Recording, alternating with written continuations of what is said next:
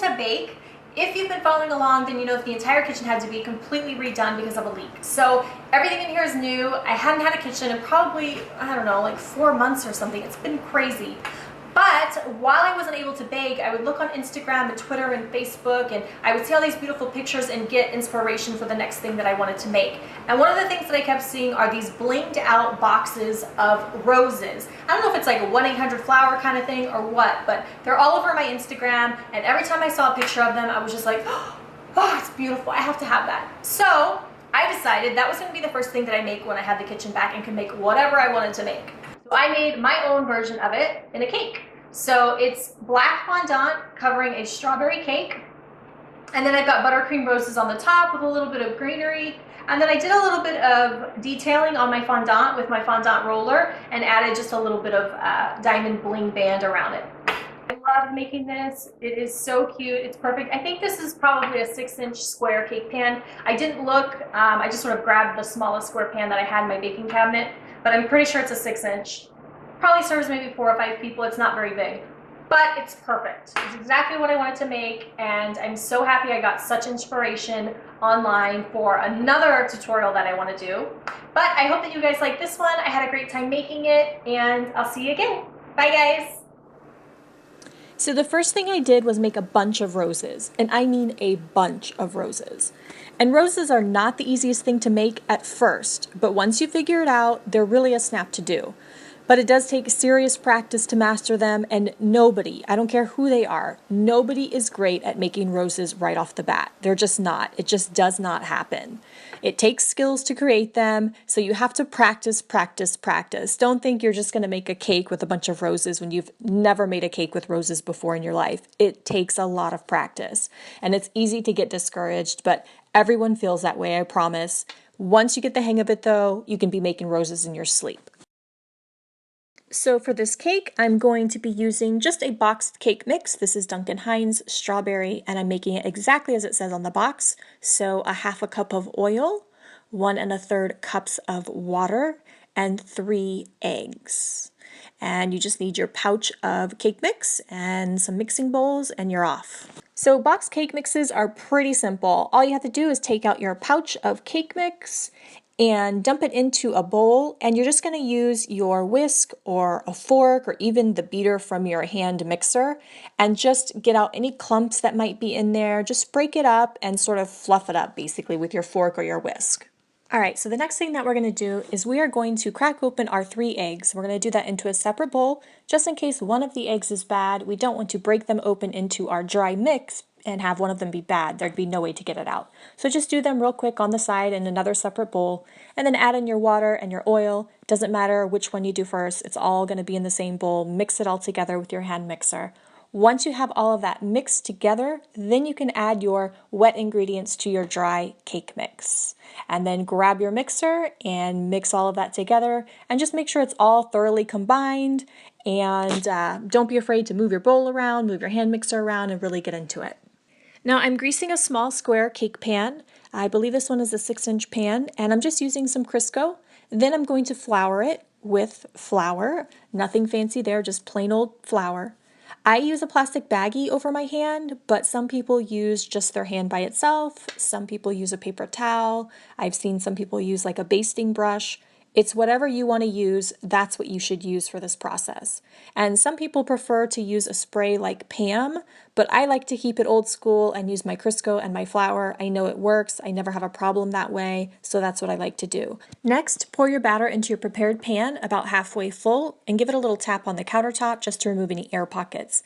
Then put it in the oven at 350 degrees for about 20 to 25 minutes for this small pan. Next, I'm getting out my food coloring and deciding on the perfect green color for my leaves.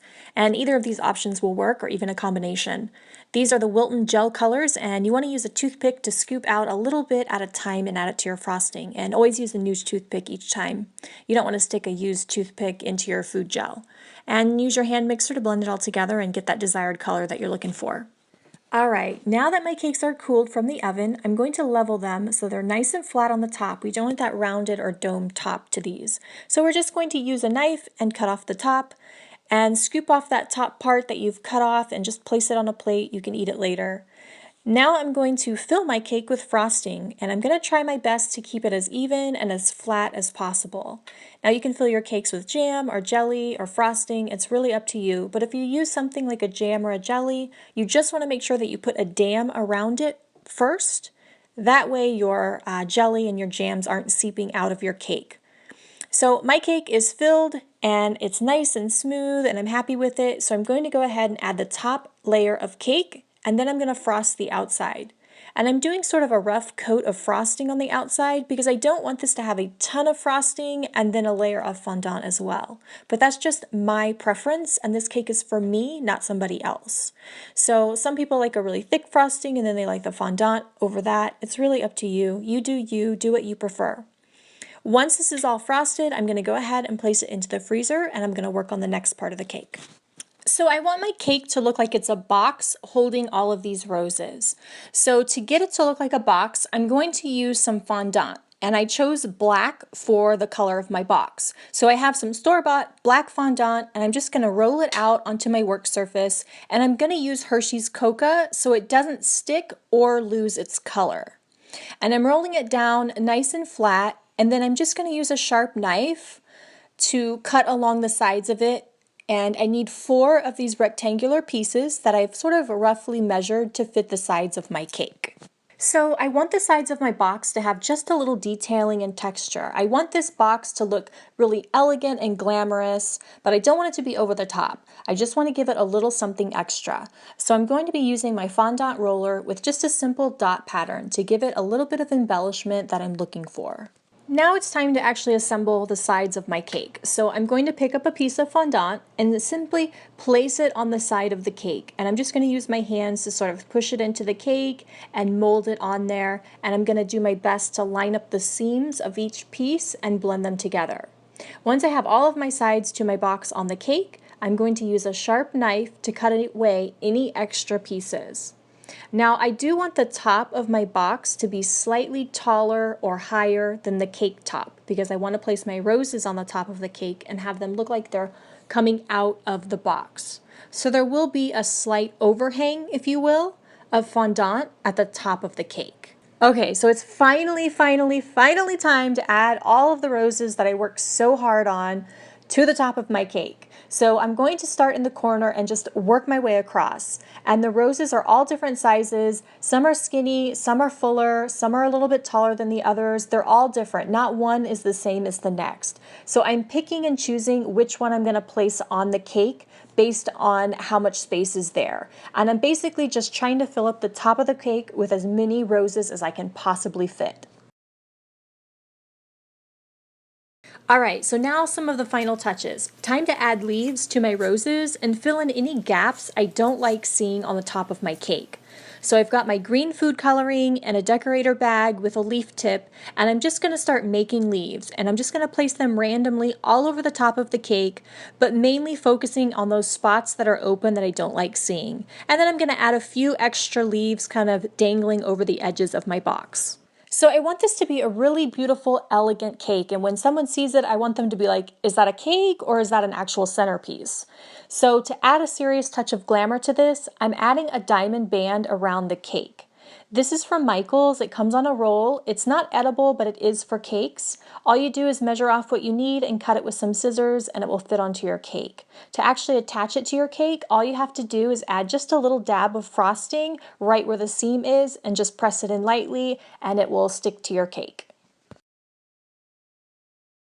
Alright, this cake is looking really great and I'm almost done, but I have a few extra roses sitting here and they look so pretty. I just wanted to add them to the bottom of the cake because I just couldn't leave them sitting there. So I'm going to add these extra roses and a little bit of greenery right around the bottom of the cake, and then it will be complete. Ah, yes! My gorgeous little flower box cake is done, and she is so pretty. Just a little bit of detailing on the sides of the fondant combined with the diamond bling give it that extra elegant touch, but doesn't overwhelm the white roses flowing from the top, which is exactly what I wanted. It's absolute perfection. I love it, love it, love it, and I loved making it. I kinda hate having to cut into it, but it also looks really delicious as well, so I can't wait to eat this cake. But I hope you guys enjoyed watching this tutorial and maybe picked up a trick or two or learned something new or even just got inspired to make your own gorgeous box of roses. I have so many ideas for some upcoming videos and I cannot wait to share them with all of you. So thanks again for watching and I'll see you real soon.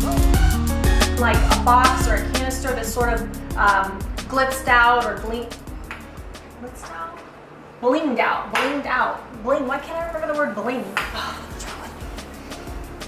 I don't know, every time I see them, I'm just like, oh my god, so beautiful. Like I love them so much.